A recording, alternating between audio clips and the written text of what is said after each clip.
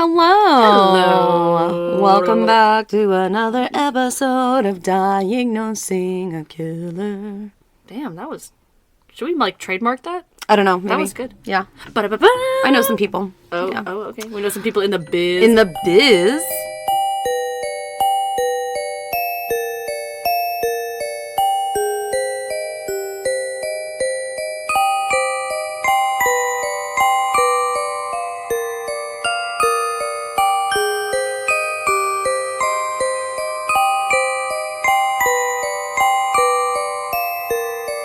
Who are you? I'm Koelle. And I'm Kenna. Hi. I was waiting for you to say it first because it's your case. Totes Welks. Well, How is everyone doing? I'm doing okay. I am doing really well. I know you're asking the listeners, but still. I know. I was asking you too. Oh, okay. I just, want to know about you. Because we've sat here for probably 30 minutes already recording some other stuff, and we actually haven't really, like, chatted about anything. We've just been, like, recording the other stuff and, like, not talking to each other. So here's our chance. Yeah, ad time. Ad time is always a fun time. When you do click on the links, it actually does show us how many times that link has been viewed, much like social media, so it does help us out. The more you guys take a gander. Yeah, for sure. You can just browse. I love window browsing. Oh, and me I too. love internet window browsing. It's like one of my favorite things ever. I, like, put things in my cart and then I just leave. I do that all of the time. I did that earlier. I go, oh, this sale is good until tomorrow. And then I'll just leave it on there and be like, I'll get to it. And then sale's over with. But that's great, though, because then it means that I didn't spend any money. Yeah, exactly. Speaking of putting things in your cart and not buying them, I have a revision from the last mental breakdown that we did. So I mistakenly said that they're probably going to be coming out with a DSM-5R sometime pretty soon because... Well, you were correct in thinking that. I was. It came out early last year, so there is a new revised version. I thought you meant, like, by a few weeks. No, it was, like, at the beginning of 2022, they came out with a DSM-5R, so that is the revised version, like we mentioned in our episode, that will have new diagnoses in there as well. Some of them probably will be taken out as well. And then at the back of that book, there will also be reasons why they got taken out and the new verbiage, if there is. Sure. I looked it up on Amazon. That copy is about $120, $130. So it's a little bit more pricey than the DSM-5. But again, definitely worth it to have accurate information, current information. Totes worth, I Things think. like that. And I put a little edit, like, in the actual episode, like, P.S. By the way, we know that there's, like, a new copy. Yes. But, everyone makes mistakes. We just Googled after the fact. So I heard that, like, it's so funny. It's kind of like the, like the astral plane. Like, it just, like, came up and I heard it. I was like, oh my gosh, like, we just talked about that. I'm so kind of peppered in there. Peppered in. But yeah, that was something that I wanted to add.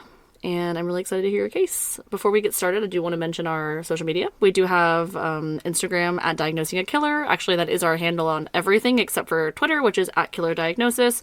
We have a Patreon set up. If you'd like to support us monetarily, you can do that there. And we do actually have another very, very nice Instagram message that I'd like to read. Koelle obviously has access to the Instagram, but it's under my login, so she actually doesn't see the direct messages until I tell her and show her, so this is going to be her first time hearing this. It's true. So we did get a message earlier today, and it was very sweet. So they said, "Hi, I wanted to reach out. Thank you for requesting to follow me. That's a great way to gain followers." Thank you very much.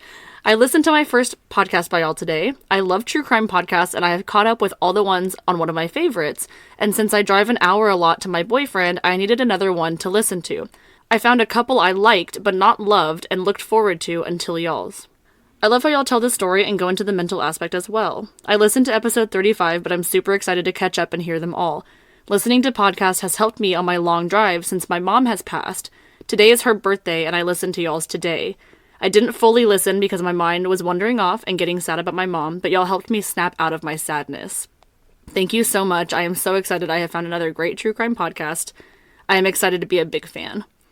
And then they also added in, "Keep up the hard work. I'll share with my friends." So that was really so much. sweet. That's very sweet. And thank you for opening up about, the feels. Yeah, of course. And I responded. So you can see that I respond to every direct message that I can. And we really appreciate you guys, giving us your vulnerability, but also that we really like to know that we help people get some joy, out of their day. And as much as this is a serious topic podcast with the, the true crime part of it and the psychology, of course, we are definitely pretty goofy people, as I'm sure you've all realized, and we think it's, it's okay to be a little lighthearted in certain times, and so I'm glad that you guys are receiving that well. For sure, and I hope that you find peace and closure. Absolutely, same. Well, we are going to get into the case, and I'm excited to know what you're going to do. Today we're going to talk about Susan Smith. Okay. So we're trying to do this mostly every episode now, but there is a content warning, and it's going to be a blanket statement for this episode. This episode depicts scenes of suicide, sexual assault of a minor, and familicide, including minors. Although these topics are described in a sensitive manner, the subject matter may still be disturbing. If this episode isn't for you, we encourage you to find another one of our episodes. Remember, your mental health comes first, and that we love you. We love you. Bye. Susan Lee Vaughn was born on September 26, 1971, to Harry Ray and Linda Sue Vaughn. I think it's Vaughn. It's Vaugh. It looks like Vaughan, but I think it's Vaughn. Like Vaughan. Probably Vaughn. She had 2 older brothers, and the family lived in Union, South Carolina. When Harry and Linda fell in love, Linda was just 17, and Harry was just 20. These are Susan's parents. Okay. And this was 1963. Linda was actually pregnant when the couple met, although she kept it a secret from her family and her friends, and only told Harry when the couple became serious, to which he replied with a ring. So they got married. Okay. Already getting married super quickly. Yeah. Look at the first, three sentences. They got married, and they gave birth to their first son, Michael. A few short years later, they brought home Scotty, and then in 1971, they welcomed their first daughter, their only daughter, their last child, Susan. Harry, although adored by his daughter Susan, struggled with severe depression and started self-medicating with alcohol when the kids were very young. Harry, over the years, began to become violent around the house, specifically towards his wife, Linda. The children remember hiding whenever their parents would start discussing anything that seemed like it would be a tense topic. Oh, that's awful. Isn't that sad? I mean, I know people like that, and I'm sure that you do too. It's like, as soon as you see the conversation going somewhere, I don't know about you, but I, remove myself. I'm like, nope, I'm not gonna go outside. get an argument with you. Yeah. Exactly. Harry also started becoming increasingly concerned that Linda was being unfaithful to him, to which seemed highly unlikely since Linda was mostly at home with the kids or was very transparent about her whereabouts. Harry was a long-haul trucker, and that's probably why he thought maybe she was seeing someone else, because he would be gone for lengths at a time. Okay. At certain times, Harry would threaten to kill Linda and then kill himself in front of the children. Like, not kill her and himself in front of the children, but would say that in front of the children. Yeah. That's really fucked up. Yeah. And how old? They're young at this point. They're young, yeah. This is all while they're growing up. I think that, Michael was, I think, maybe 6 or 7 years older than Susan. Jeez. So if Susan was 4 or 5, which we'll get into, but yeah. God, that's terrible. The household was so tumultuous, Michael, Susan's eldest brother, would actually attempt suicide when Susan was just 5. I think he was 12 or 13. Yeah. Oh my god, how terrible. I think he was mid-teens or young teens. A baby though. He was a child. Her brother was unsuccessful, thankfully, but he would be registered to a mental institution and would be in and out of institutions while Susan was growing up, all throughout school. Okay. Now with just 2 children in the house, Susan and Scotty, things only got worse. Many other parents and teachers would call Susan reserved, strange, and an overall sad child. So we're just going to comment on her behavior and her attitude. We're not going to worry about helping her get out of it. We're just going to make it known that she's a sad child. They probably didn't know what's going on in the home. Ask maybe. Well, it's a different time. It's, the 1930s. Okay, if there's any people listening that are teachers or anything like that, if you notice a sad child, ask them what's going on. Ask them what's going on.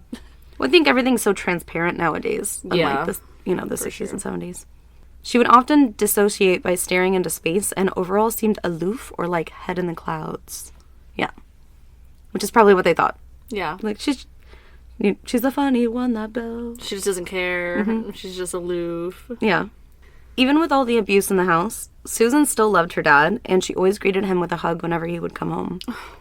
Susan would be crushed when her mother filed for divorce from her father in late 1977. Oh, that's so awful because, like, obviously Linda has her reasons, right? And so it's awful, like, the kids... It's actually strange to me that Susan is still so infatuated with her dad. Like, Yeah. you know, she is still seeing him in this really great light, and then she's devastated when they get divorced. So Yeah. clearly there was some sort of... Whether it was the mom or the dad, there was some sort of, you know, masking the real harsh reality of, like, the situation. Yeah, I think maybe just because she was younger and, like, maybe the boys were older and I don't know, you know? Can't really understand. Yeah, like maybe it was like you know, the mother's nicer to the boys and the father's nicer to the daughter. Yeah, that makes sense. Harry was devastated by this news, of course, and he only began to spiral more. Having had enough, just a few weeks after the divorce was filed, Harry came to the house unannounced, and he tried to force his way into the house. He bashed in the windows to the house and tried to get at Linda and try to get her to talk to him. So in order to protect the children, she came outside after some time of him being outside. She had already called the police. As police arrived on the scene, they witnessed Harry strike Linda in the face. Oh my god. Fearing that he was a danger to himself or others, Harry pleaded with officers to take him to see a judge that night and not just be released from jail like the next day. He was really concerned that he might hurt himself or someone else. Wow. I mean, that's saying something. So by the time that this occurrence had happened, Linda had actually started dating someone else at this point. She had been seeing a man by the name of Beverly Russell, or Bev for short. Bev was a staunch Republican and a member of the Christian Coalition, which I looked it up. You don't have to. They're fucking terrifying. Oh, wow. Bev was a divorced father of 3, and all of them were, like, older than Linda's kids. So they were already grown up out of the house. Of course, this only hurt Harry much more. It seemed like it was kind of this ready-made family, and Harry was just kind of, like, pushed out. On January 15th, 1978, Harry would ultimately commit suicide by a self-inflicted gunshot wound to the abdomen. Oh my god. Ouch. He did not die right away. He was actually rushed into surgery, but he would succumb to his injuries. I feel like that's, like, arguably worse. Yeah, he was just 34. Oh my god, that's awful. Of course, this devastated Susan, who had always thought of her dad as some kind of a hero or breadwinner for the family. Yeah. Susan even hung on to Harry's coin collection and had an audio recording of her dad's voice in a dresser drawer for many years after his passing. Linda would ultimately marry Bev in 1979, and the whole family would actually move to Bev's sprawling 3-bedroom home. And that's definitely different than what they were living in, because they were sharing like a 2-bedroom house, I think. Yeah. Despite her loss and huge life changes, Susan began to thrive in school, right? We've seen this before. People throw themselves into school. Yeah. She was incredibly bright, and she was actually part of the AB honor roll for most of her schooling. Okay. She excelled in math, science, Spanish, and volunteered with her Red Cross Club at school. Volunteering didn't stop here, though. She had also volunteered for the Special Olympics every year, and she also worked with the elderly. Susan, however functional she seemed on the outside, would not be able to fully cope with her father taking his own life and her own depression. She had admitted at some point that at age 13, she tried to take her own life as well. Oh my gosh. It's like her brother, too. Yeah. And it's really interesting because, you know, like we always say or think, you know, maybe this will make me closer to this person. You know, it's really sad. Yeah. So after this attempt, and she realized that essentially she couldn't be closer to her biological father, quote unquote, she actually leaned into her relationship with her stepfather, Bev. The two seemed to be exceptionally close as the years went on. He was her biggest cheerleader at events and during her successes, and by the time that Susan was in high school, Susan would find herself competing with her mother for her stepfather's attention. No. On one occasion, when Susan was 15 or 16 years old, Susan, Linda, her mother, and Bev had begun to watch a movie. Finding herself tired, Linda went off to bed. No. While Susan and her stepfather were watching the remainder of the film, Susan began snuggling up to Bev. She proceeded to put her head in his lap, and what happens next is actually not denied by Susan nor Bev. Okay. Eventually, he reached into her shirt and began to grope her, and eventually he did reach into her pants and he molested her as well. Oh my god. Although Susan would later say that this was a consensual act, she's incapable of consenting because of her age. Of course. Susan actually told her guidance counselor at school about it and her own mother about it. And they didn't fucking do anything. Just wait. Just wait. Although her mother confronted her husband about the inappropriate interaction, her mother actually never pressed charges. And even when Bev had confessed to it happening, like he had completely admitted when he was confronted by Linda. Like, you know, like a fucking crime. The two would go on to have 3 more children. Oh, God, no. God. Ew. Why would you want to stay with someone after that? That's fucking gross. Bev would be forced out of the house. Linda was like, I'm not going to press charges, but you have to move out of the house. Which, like, maybe you should fucking press charges as well. However, during this time, the 3 would attend family counseling. She's like, you got to move out of the house. I'm not going to press charges, but we have to go to counseling. Because clearly there's, like, a dynamic happening here with the 3 of us. Yeah. It's him. Yeah. It's not the 3 of them. It's him. Yeah. Oh, my God. Well, it's kind of interesting because, like I said, like, Susan felt like she was competing against her mother. So I wonder if there was, like, the mother was kind of competing, too. You know what I mean? But why? I don't know. It's a weird, it's definitely weird. My God. Even with, damn it, with even with English? even with Bev out of house. Even with this. Sorry for the UK listeners. We're not making fun of you. It just sounds funny. Even with Bev out of the house, the abuse continued. So, like, they were still seeing each other. Yeah. Yeah. Well, I mean, they're in counseling together, duh. No. Correction, they weren't still seeing each other. He was still seeing her. Creeping on her. Yeah, he was being a pedophile. Yeah. Absolutely. That's fucking disgusting. Although the counselor had reported the incident to police when it was time to go to court, so the counselor did report, there was going to be an investigation. They were already going to go to court for it. Susan denied the allegations. Like, at first it was like, oh, like, I just made it up. Like, whatever I told the counselor, I was just looking for attention. Yeah. Because she didn't want him to get in trouble? Because I guess she didn't want him to get in trouble. That is brainwashing at its fucking finest. So oh my God. Yeah, so the case was dropped. That poor girl, she doesn't even fucking know who she's defending or, like, why she has to lie. Oh, that's so gross. When Susan was about 16 or 17 years old, she began working at a local grocery store for extra money. Here she met her 40-year-old manager, who was married, and began to have an affair with him. She actually began another affair with a 30-year-old assistant manager as well. And when the 40-year-old found out not only about the coinciding affairs, but that Susan was also pregnant, he, like, lost his shit and broke up with her, right? Oh, okay. Yeah. Oh, okay. He broke off the relationship. Gotta go now because like, this is bad. It's the real world. Maybe you shouldn't be fucking a 17-year-old when you're 40. Susan would have an abortion, and having become attached very easily, she was distraught over losing both partners. I'm sorry, I misspoke. It was the 30-year-old that found out about the other affair. Either way, both men left. She had an abortion, and she once again tried an attempt on her life. Oh my God, that's so awful. This poor girl just has, like, such a bad history with relationship with her father, and then, of course, her stepfather. Yeah. She doesn't know what a healthy relationship with men is. Right. It's so awful.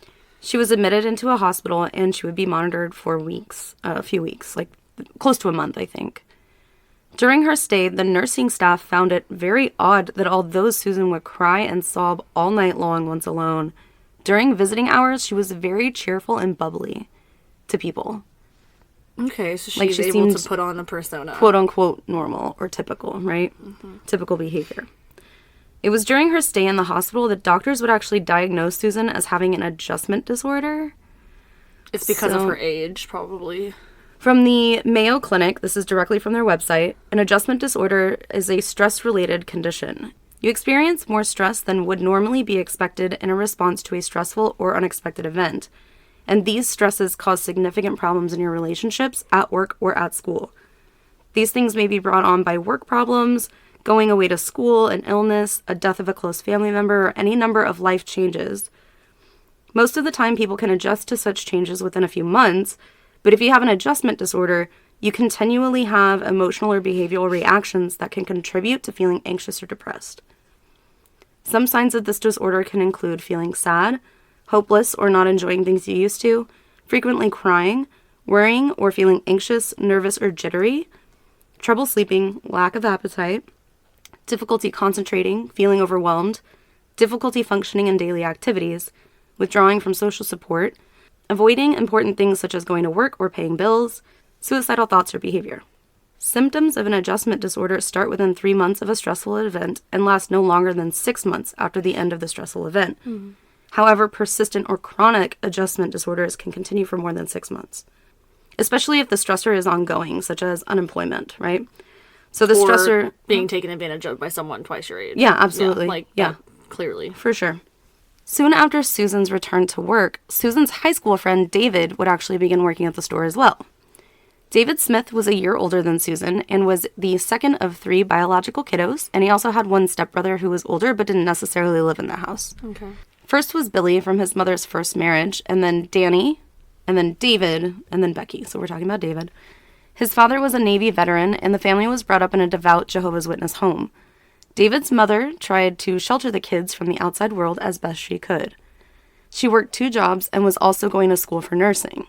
His father, after serving 2 terms in Vietnam, had come home and managed a shoebox store.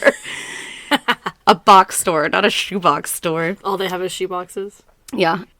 While the kids were growing up, David's parents became disillusioned with each other and mainly argued about his mother's commitment to her religious beliefs. David's father didn't like that his wife sheltered the kids as much as she did and thought that the kids were being robbed from life experience. While in high school, David began dating a young lady named Christy. There was another episode we did recently where the girlfriend's name was Christy. I think it was the Menendez brothers, and you were like, he started dating a girl named Christy, and you like sang it. So this is also Christy. There's Christy, and then there's Christy. Yeah. So Christy was kind of cool. Even from Christy's perspective, David and his siblings were actually deprived from social exposure and could recognize that his upbringing was considered abnormal. Christy said that David actually hadn't experienced Christmas ever until David was invited to her family's Christmas one year. I've heard people that have experienced that. Yeah. David began to see how his mother's intentions had actually hindered him. And by age 16, 17, David began pulling away from his mother and began to denounce his mother's religion entirely. Oh, wow. Entirely, not entirety. After this, the household became incredibly hostile, almost between everyone. David decided to follow in his brother's footsteps, Danny, who had moved from their house into their great-grandparents' house, which was like just a few houses down or like next door or in a nearby property. So David and Danny moved out. Even with all this, David was a hard worker, and after beginning to work at the grocery store, David and Susan were due to graduate high school in 1989. So Susan has returned to work, right, after her hospital stay. With the same creeps? Yeah. Well, I think one of them still worked there. I don't know if the 40-year-old did, but the 30-year-old definitely did, and you'll hear why. So she returns to work, and David and Susan would kind of reconnect because they knew each other from high school. Mm-hmm. And I don't know if they, like, really knew each other. I think it was just because they knew that they went to high school with each other. Yeah. So keep in mind that David is still with Christy. And David and Susan would begin a casual arrangement. You can get what I'm saying by Soup's that. cash. Soup's cash arrangement, yeah. Soup's cash. But David has a girlfriend, right? Yeah. Christy. A long-term girlfriend. They dated almost all throughout high school. Susan would come to find that she was pregnant after a year of the two engaging in consensual hookups. I'm sorry, but, like, come on. She was just 19. With this news, David had no other option but to come clean with Christy, and he broke off their relationship. He wanted to support Susan, and I'm assuming it was a mutual decision that they didn't want to go through a procedure. Yeah. So he wanted to support her. It was probably, like I said, a personal decision. So David felt like he was doing the right thing when he then proposed to Susan. Sounds like her mom. Who at this point was 2 months along. The two would come to accept that their dreams of attending college may be put on the back burner for now, which is something that both of their families were not happy about. Yeah.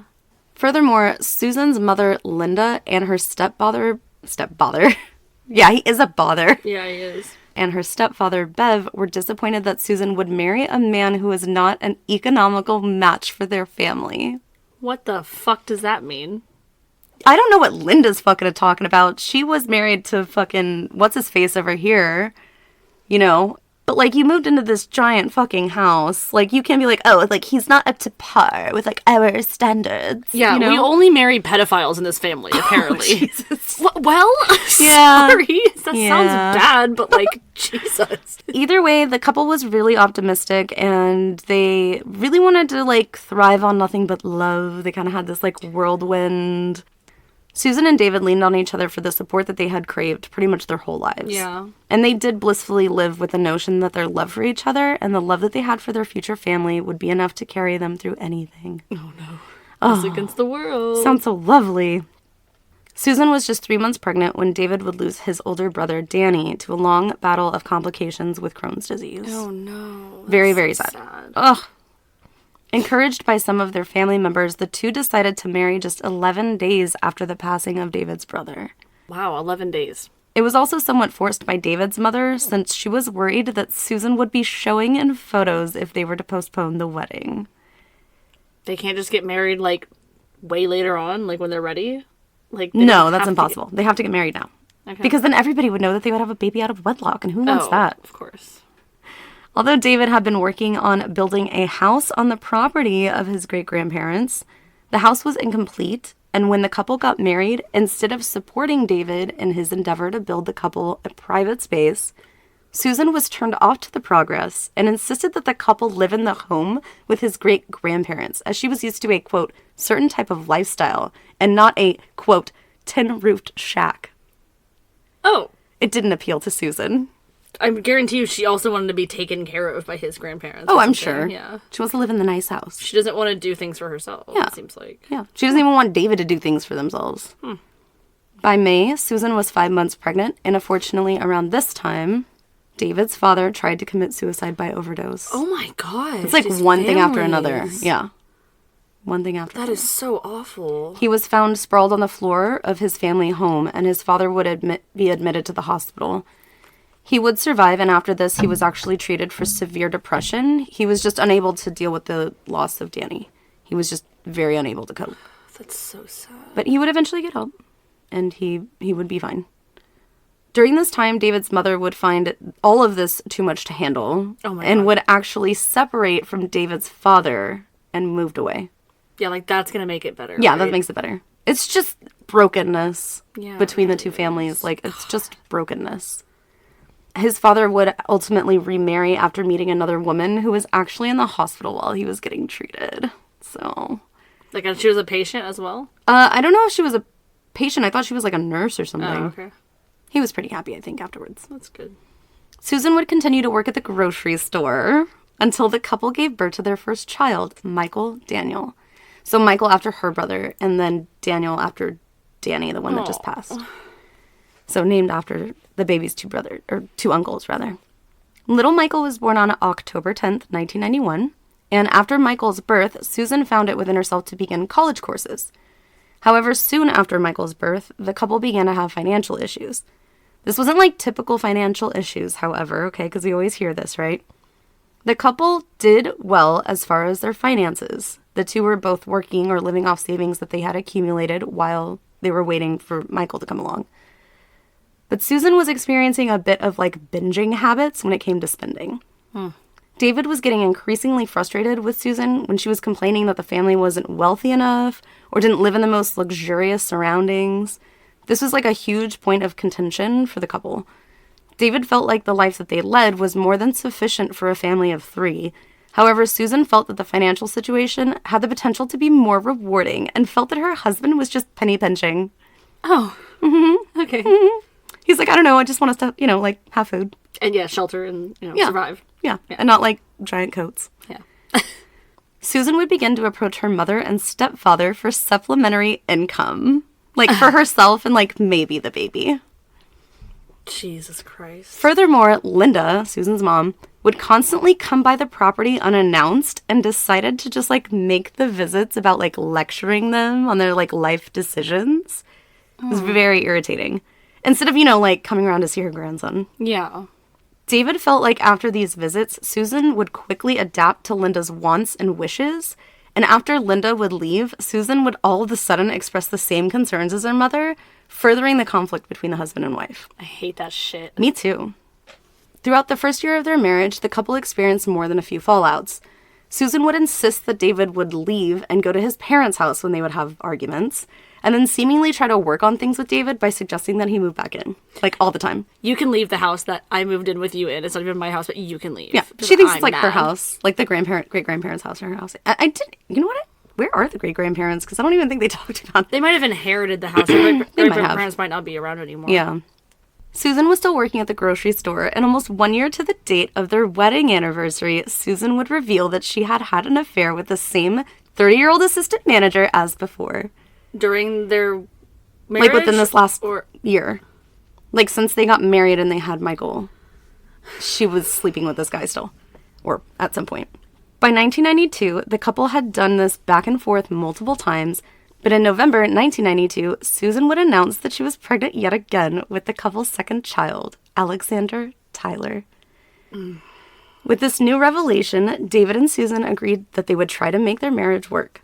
Some things needed to change, though, and one of which was that the couple were to move into a turnkey home so that they could have the space that Susan really craved. What is a turnkey home? Just means that it's like, it's like essentially brand new, or it's like remodeled or whatever.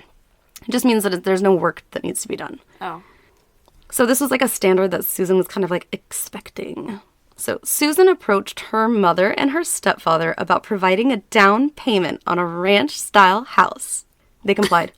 This pregnancy was very different from Susan's first. She constantly complained about being lethargic, weepy, and she struggled with body image issues. She called herself fat and ugly regularly. Like, you're pregnant. It makes me sad when pregnant women say that. I'm like, dude, you're not fat. You're beautiful. I think it's just because, like, you feel so out of control. Like, you're not in control of your body. Yeah, exactly. Even though, in a weird way, you're kind of, like, the most control of your body because you control everything that goes into it and everything you expose yourself to. Yeah.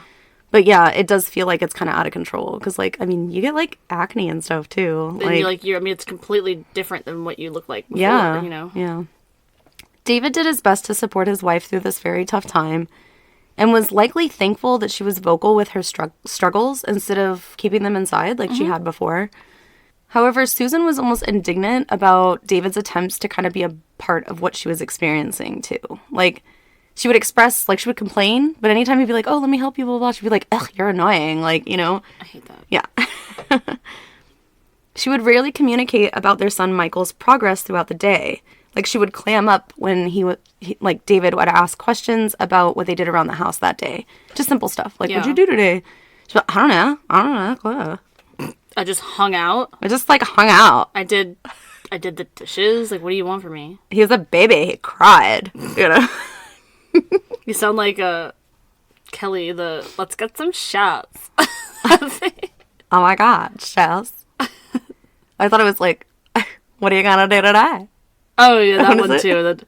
What do you want to do today? I don't know. What do you want to do today? You didn't know yesterday. I don't know today. The couple were hardly romantic and physical, probably because of Susan's clear depression, right? Because that can affect your libido as well. David was beginning to get tired of his wife as well. David himself was still working at the grocery store, and while Susan was pregnant with their second child, he began to have an affair with a cashier named Tiffany Moss. He also had an affair with a 30-year-old manager. It was the same 30-year-old manager. Guy. So now there's 4 people engaged in this, well, at least at one point with her, engaged in this adultery. And yeah, they're all working in the same place. Yeah. It's stupid. It just sounds like a fuckfest. Susan caught wind that something was amiss and would frequently come up to the store and yell at David while he was working, accusing him of said affair and however many others that Susan suspected. Oh my gosh. Yeah, it seems like a happy family. That's gonna help. In August 1993, their second child, Alex, was born. Alex's birth was actually unusual as well. There were some complications, so unfortunately Susan had to have an emergency C-section. The couple once again put aside their differences, and they welcomed their second child into the world and allowed Susan to recover. Within a month, the couple would decide that although they wanted to be devoted parents, they themselves as a couple probably wouldn't work out. Okay. Couldn't imagine why. Yeah. David decided to move out to his parents' home while the two would come up with some kind of a custody agreement in the meantime, while ultimately pseudo-deciding on divorce. They knew they didn't want to be together anymore. Knowing that David very well maintained his affair that he was having with the cashier, Tiffany Moss, and knowing that her past indiscretions were also probably going to be looked at, Susan was like, I'm going to look for employment elsewhere. Oh, okay. Okay. Can't imagine why. So in 1993, Susan began to work as a secretary for the Conso Products Company and eventually began working for a man by the name of Jay Finley. Jay hired Susan as his personal secretary after some time of her working there, and Susan felt really successful in this role. She was able to see this kind of like luxurious lifestyle because he was like the company owner or some shit. Yeah. Like she would be like essentially finding Finley like flights and like flowers for the office and like, you know, Like the Devil Wears Prada. yeah, like she's like, you know, the fun secretary.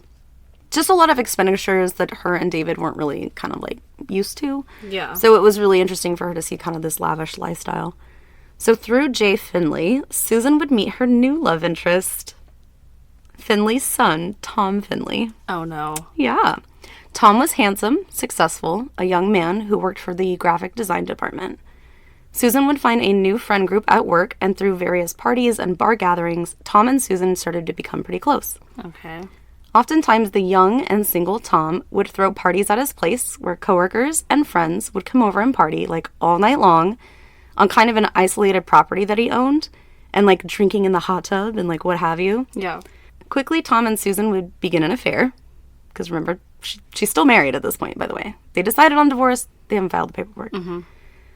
One that almost everybody at the office seemed to know about as well. They're separated, though. Sure. David and Susan would be on and off again during this time. Oh. David had actually moved into his own apartment and bought all this nice furniture and stuff, which probably just pissed off Susan. He even quit seeing Tiffany Moss, the cashier. He quit seeing her. He really thought that him and Susan were going to work on this relationship. Cute. Yeah. Love it. Okay. Just everything was going so swimmingly. Like, everything was so amicable and, like, all this stuff. So David's like, surely this will work at some point. However, Susan would fall pretty hard for Tom. Tom wasn't so thrilled when he learned that although that Susan and David weren't living together, that she was still legally married. Yeah. That's all Susan needed to hear in order to serve David with the motherfucking paperwork. Wow. Citing that David was the one that was unfaithful. Therefore, divorce. You had an affair in the past, but now I'm actively having an affair, but it's still your fault. But it's still your fault. So Susan filed for divorce in September 1994, and shortly after that, Tom and Susan would pick their relationship back up. Susan applied to night school, and she seemed to be doing well around this time. However, on more than a few occasions at Tom's parties or various other gatherings, Susan would get intoxicated and regularly throw herself at other men in front of Tom. What? She'd be flirting. She'd even be touching other coworkers' husbands. Oh, hell no. And on one occasion, she began to undress, getting fully nude in Tom's hot tub and encouraging others to join her. Oh, that's so embarrassing. That's, like, really embarrassing. Oh, like, no. I'm blushing. That's so embarrassing. Like, yikes. You are the secretary to the boss. To the like boss. The big boss. and you're dating his son. Yeah, exactly. And, like, everybody knows. Ugh. Ugh. And you're married with 2 kids at home. No, ma'am. Loving a pet is easy.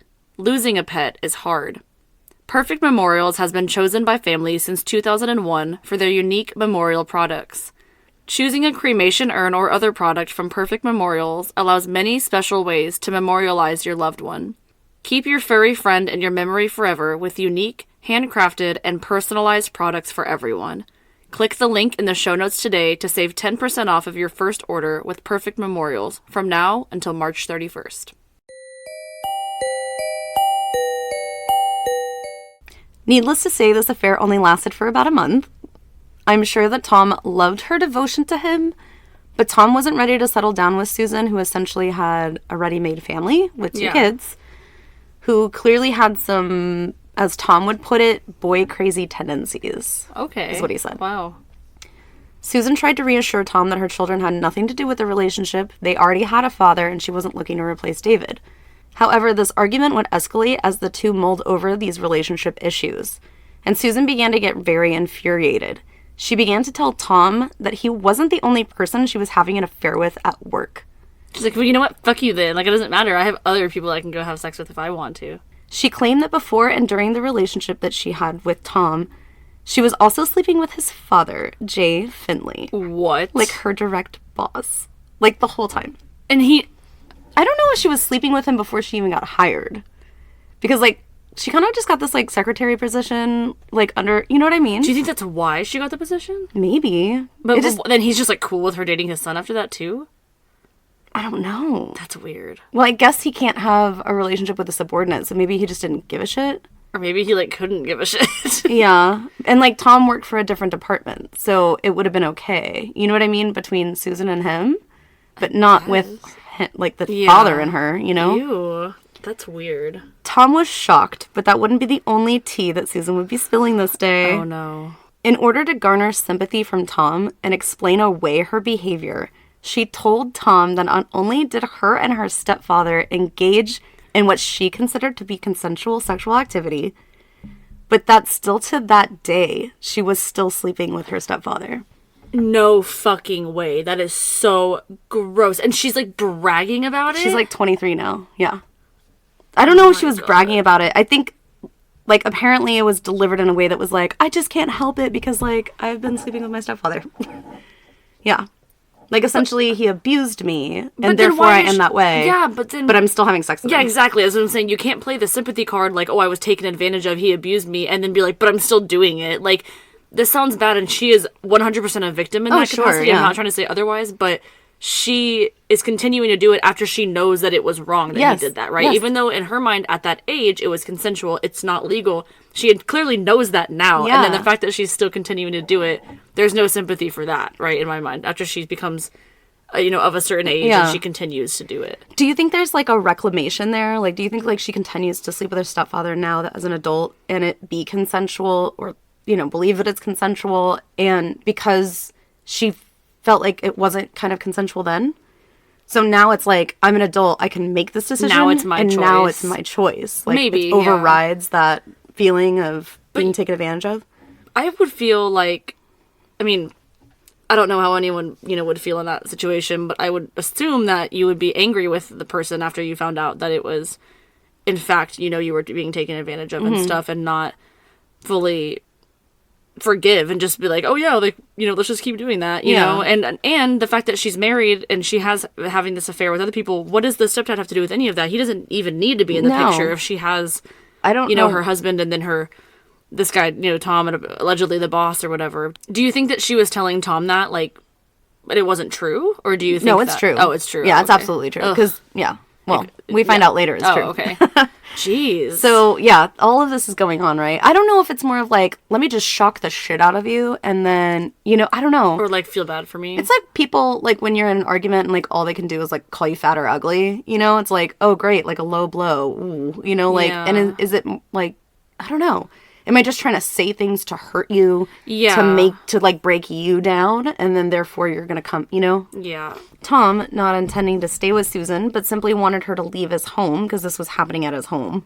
He placated Susan and essentially told her what she wanted to hear just to get her off the property. Mm-hmm. He promised to still show up to a lunch date that he, Susan, and a few coworkers had planned for the next afternoon. Susan believed that Tom and her could mend their broken relationship, and Susan left the Finley property in order to head back home. The next morning on October 25th, 1994, Susan felt optimistic about the prospect that her and Tom could work something out. She woke up with the boys, she fed them breakfast, got them dressed, and took them to daycare. Michael and Alex were 3 and 1 at this point. Susan then went to work and seemed down, for sure, but she made it through the first half of work and then took off to meet the group for lunch. Tom did show up, but it was clear that he was pretty much uninterested in having more than a few words exchanged with Susan. She didn't like that. No, not at all. By the time Susan got back to work, she was a mess, like all over again. She asked her supervisor if she could go home, and her coworkers agreed, but kind of also asked Susan if she was feeling okay. Susan kind of broke down and began to pretty much explain what was going on in her life and that she wasn't feeling well and all this stuff. After she relieved some of that pressure, however, Susan stayed for like another 2 or 3 hours at work, but she wouldn't be working. Oh. She kept trying to corner Tom at work, following him around, calling his office to meet up, and at one point she tried to return an orange sweater left in her car or like something. Like girls Like any desperate. excuse to see him. Exactly. Like, oh, I have your sweater. No, you want it back? Tom expressed that he didn't want to be with Susan, and in fact, he was appalled that she was having an affair with his father. Yeah. Exactly. Like, do you not get that? After work, Susan drove to the daycare and picked up her kids. While she was in the daycare parking lot, she actually ran into a coworker named Sue. Susan told Sue a bit about what was going on and convinced Sue to follow Susan over to the local bar, which she knew that Tom was going to be there. And she was like, I just want to confront Tom, but like, can you watch my kids? Oh my God. Like, he doesn't want to fucking talk to you. Yep. So eventually Susan left after some discussion, but Sue stayed behind. Sorry, it's confusing. Sue. Yeah. Suzanne left with her kids, and Sue stayed behind to eat and have a few drinks. This is like right down the street from their work, I'm assuming. It was like, or either that or it's the only bar.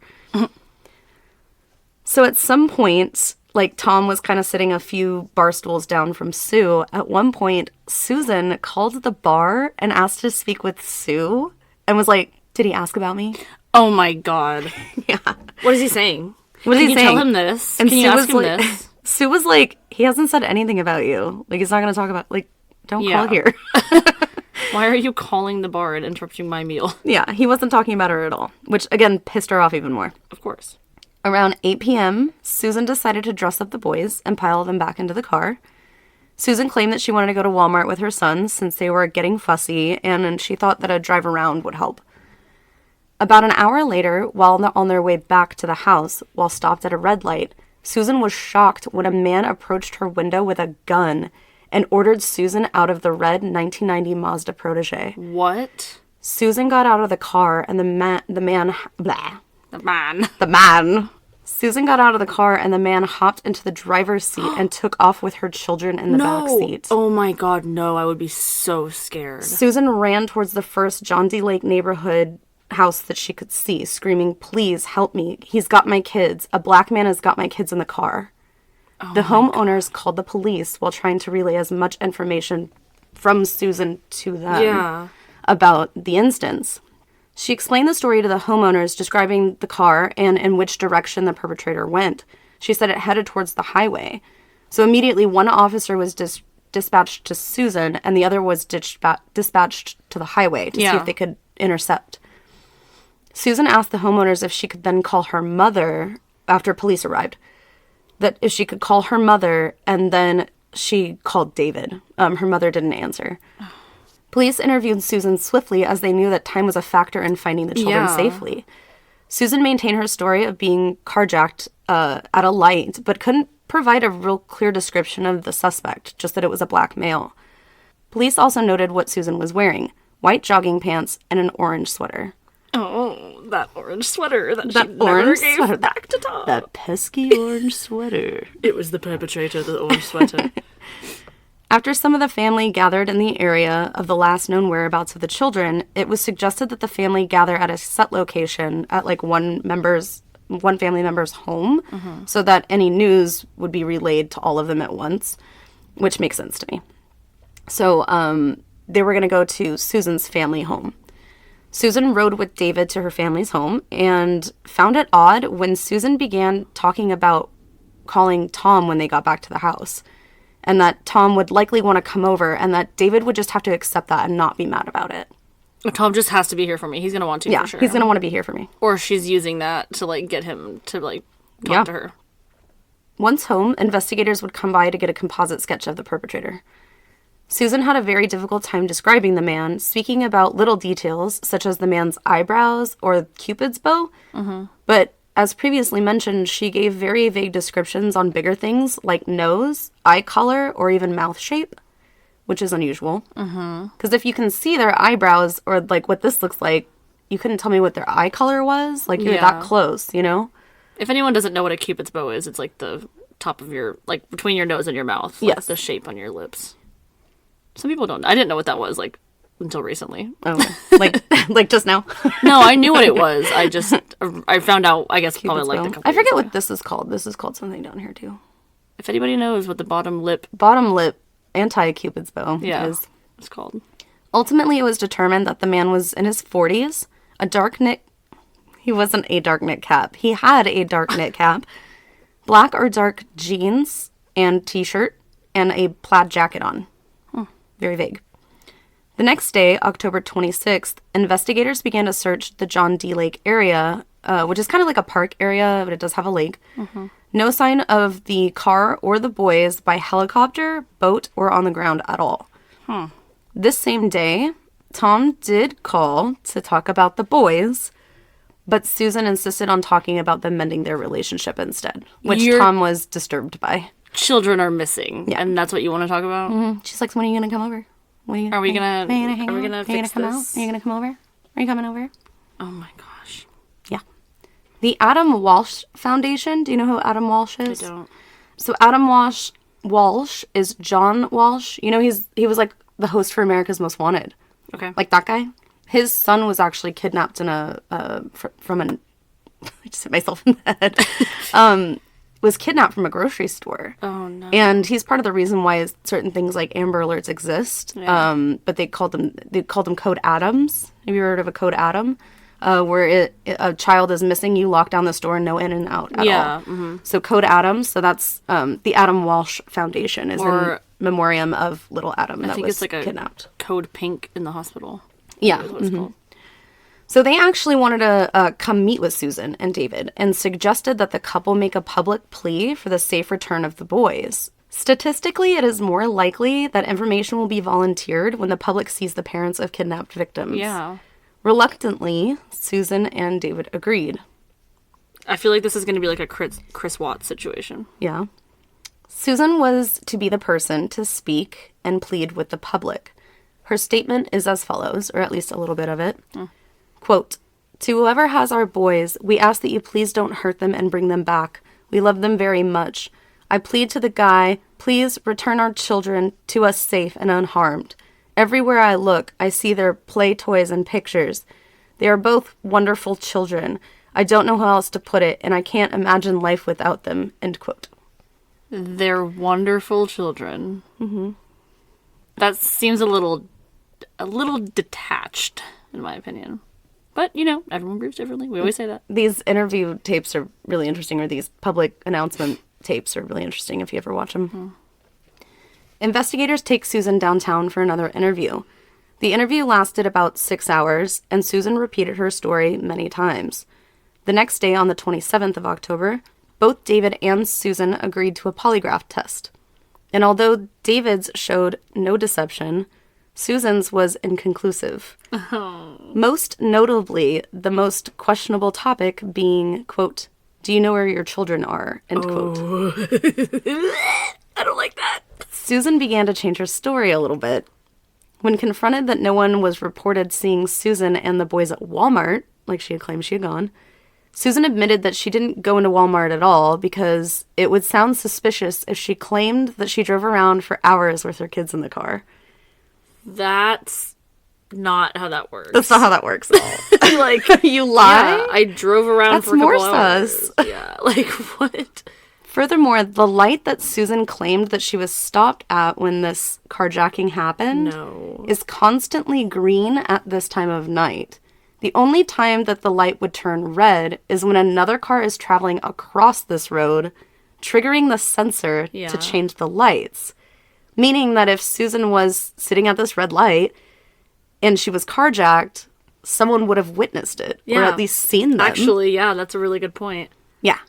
No one had come forward stating that they had seen this happen, and this was national news at this point. Yikes. David was questioned about him and Susan's marriage, and David admitted that the two had been having affairs on each other. And he said that she was talking to Tom Finley. David stood by his belief that Susan would never harm their children, and it was honestly beginning to become more upsetting that investigators were focused on their marriage instead of finding their boys. Yeah. Susan herself, when asked if there would be any reason that she would want to harm her children or want her children to disappear, Susan said quote, "No man would make me hurt my children. They were my life," end quote. No one said anything about any man. No one said anything about that. They said, was there a reason that you would hurt your children? No man would make me do that. Sorry, that's not what we fucking asked. Also, they were my life. I didn't even catch that. Ew. Oh my god, it is fucking Chris Watts. Oh my god. Like, that is a big red flag. Like, the person that... Past tense. They know that they're gone. That's why they're using that verbiage. Ew, I don't like that. The public plea was looked over by investigators, along with some recordings and personal, like, one-on-one interviews. They noticed that Susan showed emotion, but never cried. Oh, crocodile tears? Yeah. Well, not even tears. Like, she's just like, I know how my... It's real bad. That's... When I thought about researching this case, all I could think of were there's, like news reports of her just being like, I just want you... Just return my babies, because she's got this real thick accent. It's awful.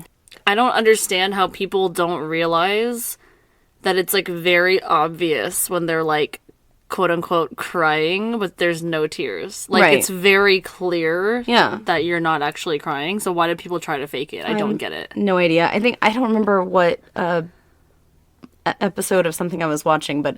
It was somebody where that kept wiping their face. And it was there like... was no tears. There was no tears. And if anything, it made their face kind of red where it almost looked like they were crying. Yeah. Yeah. It was really interesting. People are wilding out.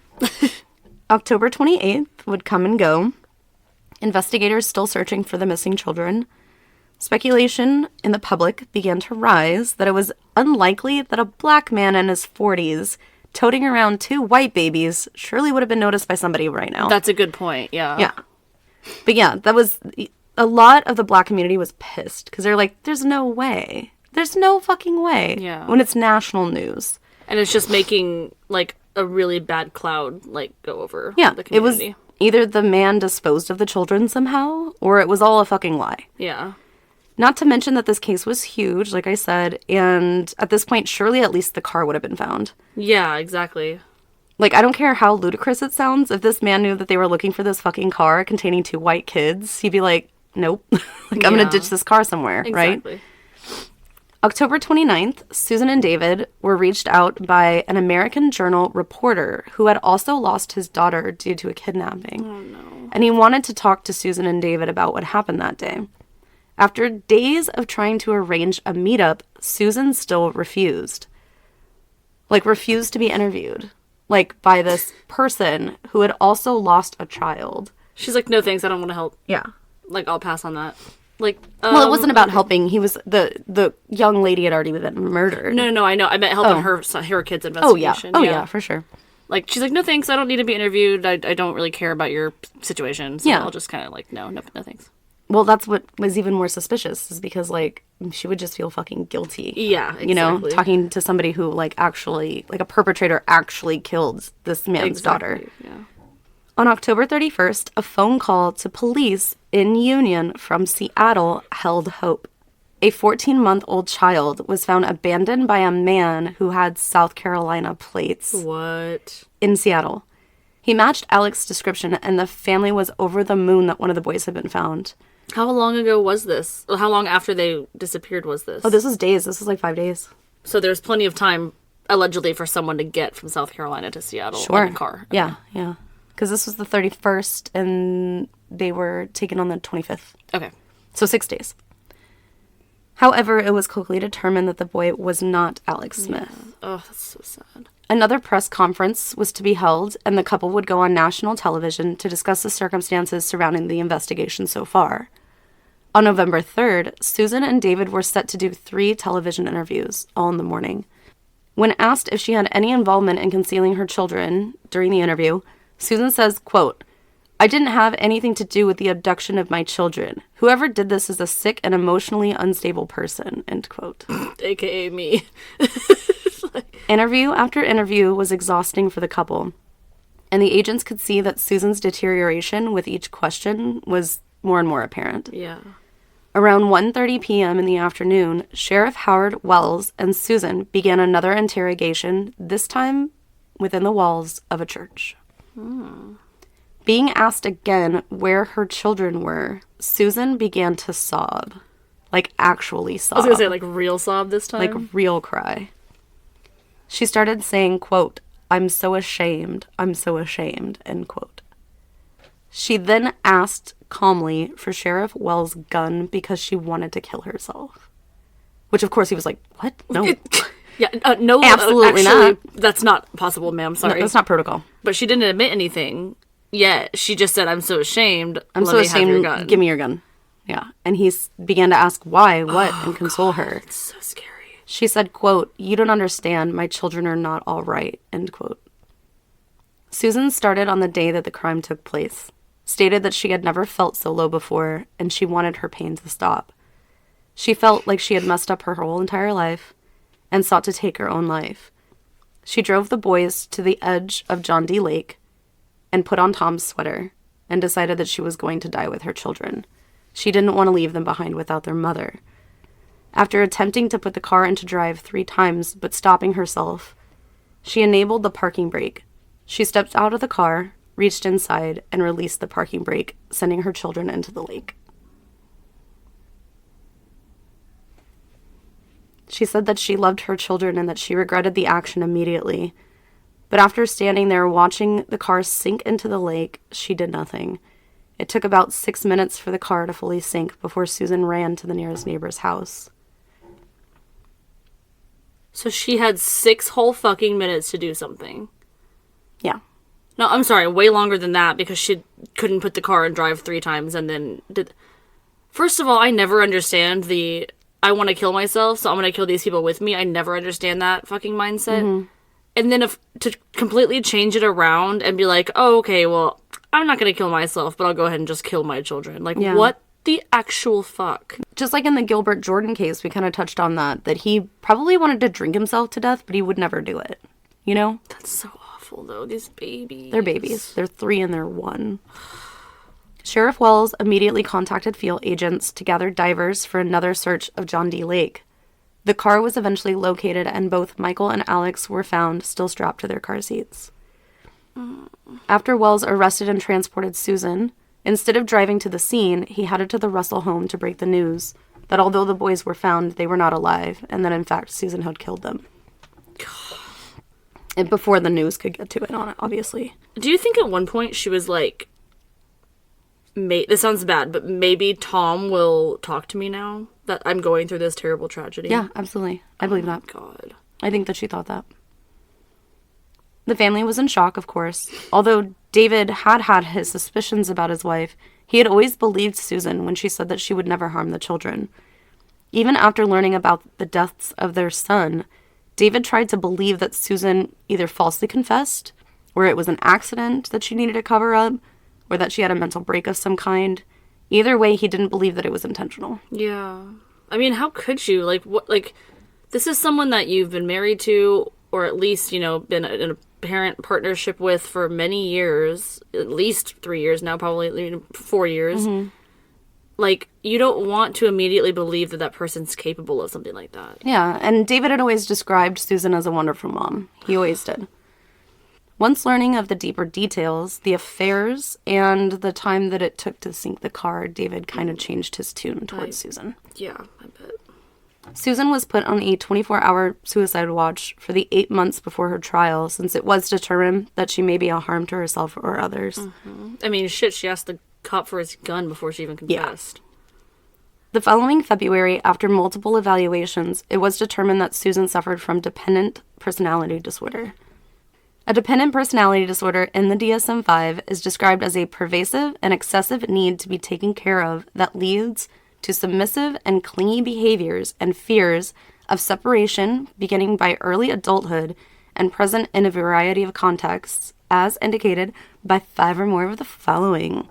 1. Has difficulty making everyday decisions without an excessive amount of advice and reassurance by others. 2. Needs others to assume responsibility for most major areas of their life. 3. Has difficulty expressing disagreement with others because of fear of loss, support, or approval. 4, has difficulty initiating projects or doing things on their own because of lack of self-confidence in judgment or abilities rather than a lack of motivation or energy. 5, goes to excessive lengths to obtain nurturance and support from others to the point of volunteering to do things that are unpleasant, which I found, I could see that. Yeah, very true. 6, feels uncomfortable or helpless when alone because of exaggerated fears of being unable to care for oneself. 7, urgently seeks another relationship as a source of care and support when a close relationship ends. That makes sense. Yep, that's Susan. And 8, is unrealistically preoccupied with fears of being left to take care of themselves. So, That's really interesting. And the funny thing is that when you said adjustment disorder way earlier on in the episode, the first thing that came to my mind was dependent personality disorder. Really? And I didn't say it. And I was thinking it, and I was like, I'll just wait. I was like, I feel like she meets the criteria for this. For sure. But again, she was young when she was diagnosed with adjustment disorder. So I was like, let me see if they catch on to dependent personality disorder.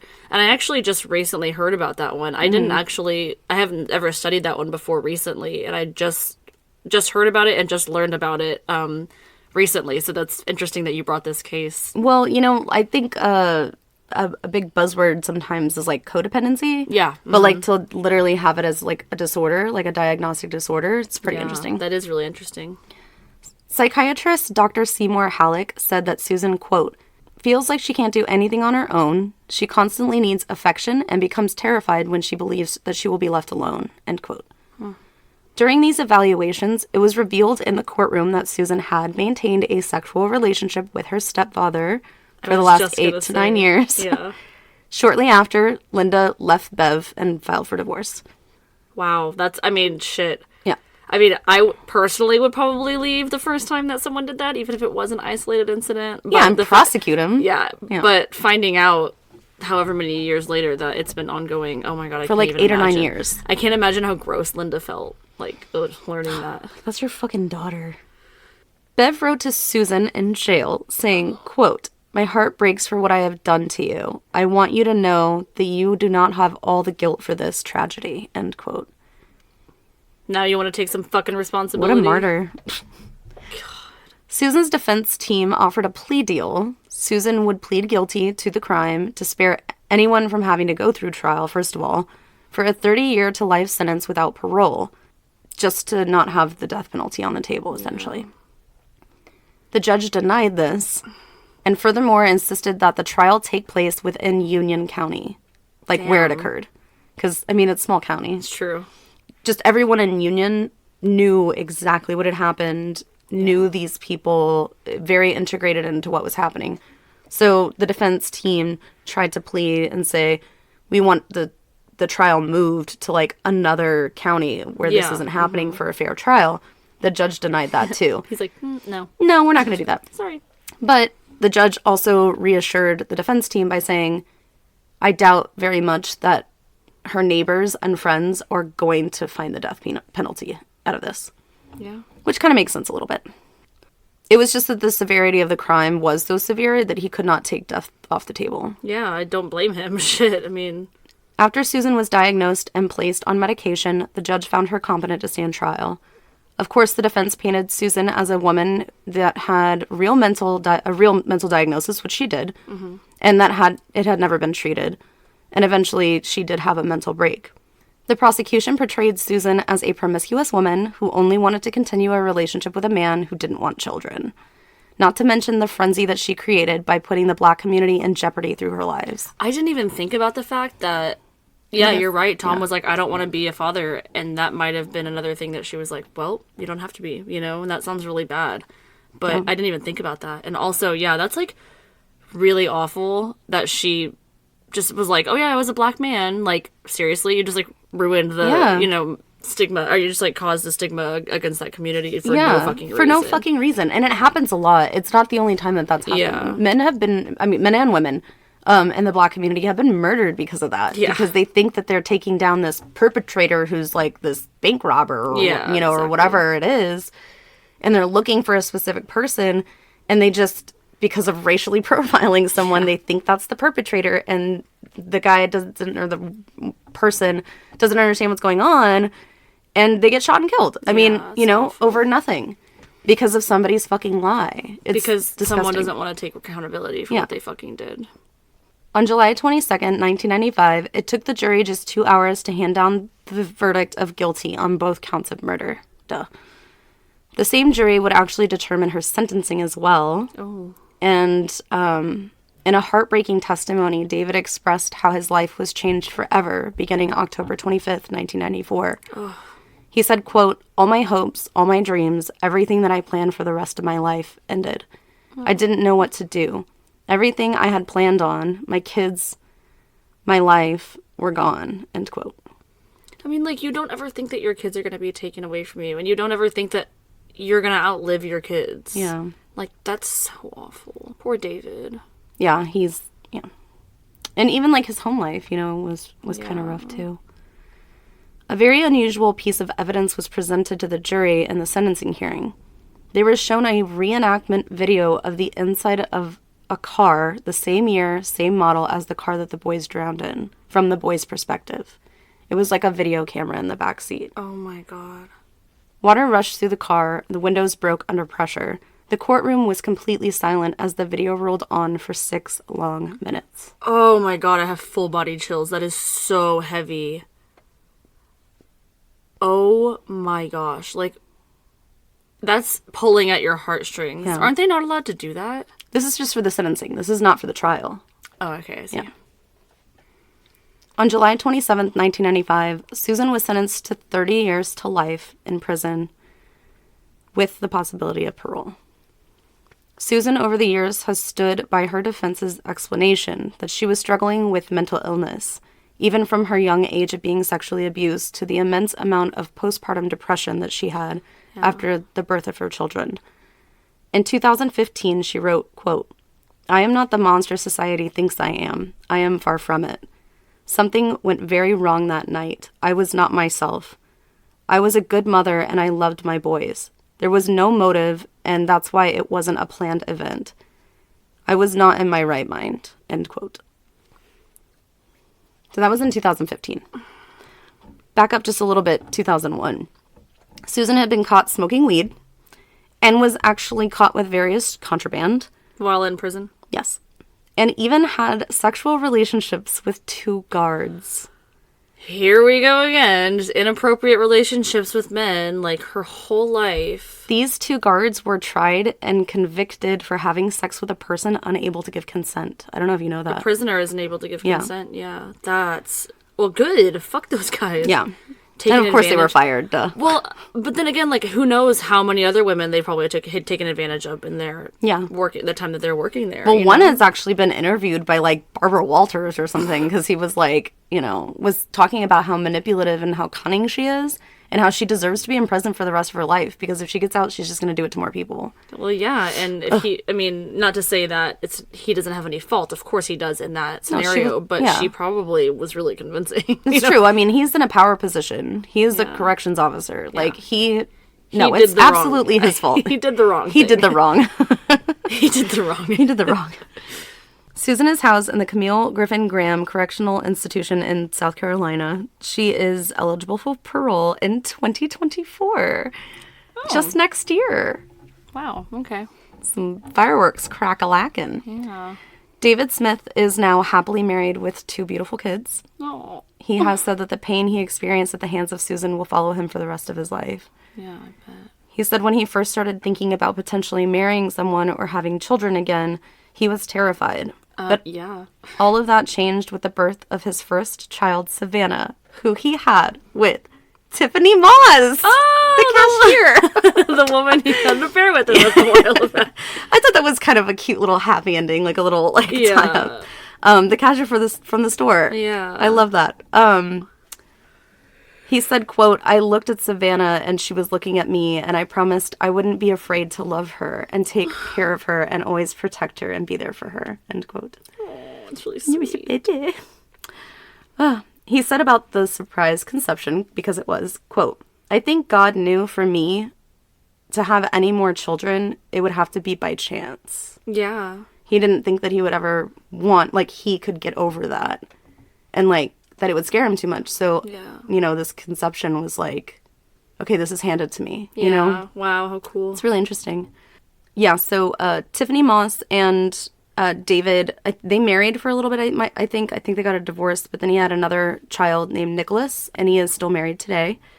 He said, I've said it before, I admit to being a lousy husband, but I've always been a good father to my kids. Aw. So, yes. So he has Savannah and Nicholas now. He said, quote, I enjoy being a father very much. To me, there is no greater love in the world than the love of a child. I'm still here. I'm still making it every day. Wow. Good for him. I know. Oh, that's so sad. Isn't that? What a story, man. I did not expect any of that. It's so funny because, like, I was having this conversation with someone yesterday about talking about past relationships and, like, you know, how awkward it can be, like, when you're, like, kind of talking to somebody or, like, whatever. And I said, like, I think it's really important to talk about your past relationships and to know where certain things come from and why it didn't work out. Yeah. And that must be a very difficult conversation for David to have. It must be. Yeah, it must be. No matter, I mean, there's a lot of terrible exes in this world, but yeah, definitely. Susan Smith is one of them. Wow, yeah, that's wild. I find it interesting that you brought a case having to do with children, because I know that that's not normally your style, and that's not really something that we've covered a lot lately, or at all, really. But that was a really, really good story, and it almost seems to me as if she... Of course, she was diagnosed with adjustment disorder as a teenager, and it almost seems like it kind of developed into dependent personality disorder as she grew older. And, you know, we all know that most personality disorders, they can show up anywhere from, like, 15 to, like, 25 is, like, the sweet spot for personality disorders, so that makes a lot of sense.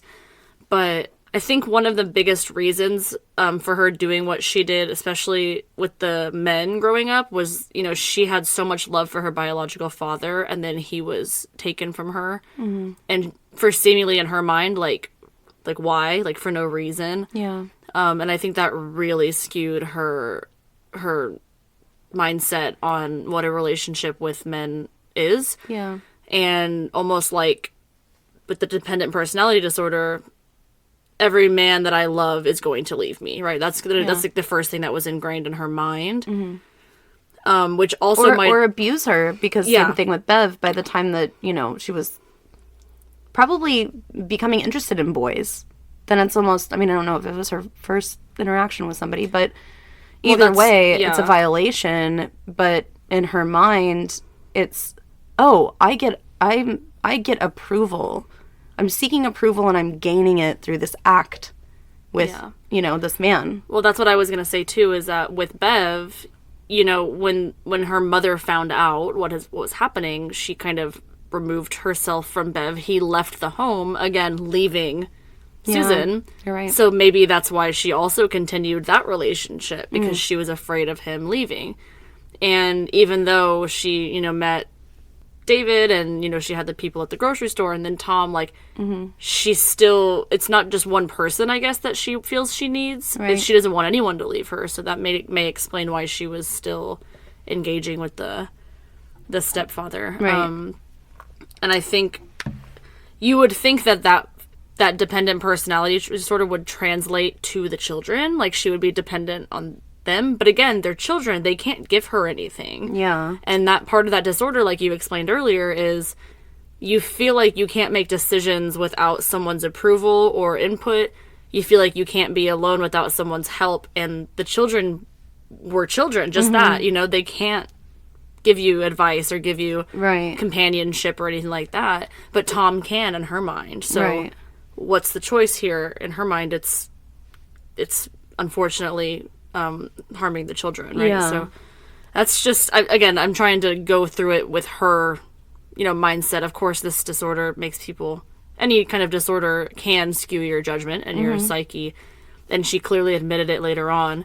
But the fact that she was medicated, you know, during the time before she stood trial, who knows what she's getting in prison, but the fact that she's still able to manipulate and calm these men in jail is very interesting. When you know that she probably has a regulation of some kind. Yeah, exactly. So. That's a really interesting one. And I think that is the first time that we've done that type of diagnosis.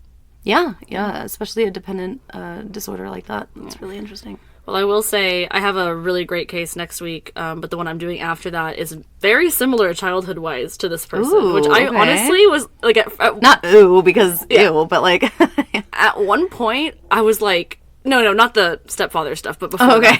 At one point I was like, is the person that I'm doing the person she's doing, and I just didn't know her real name? Like, I was really thinking that for like the first 10 minutes. I was like, oh my gosh, I might have to research someone else.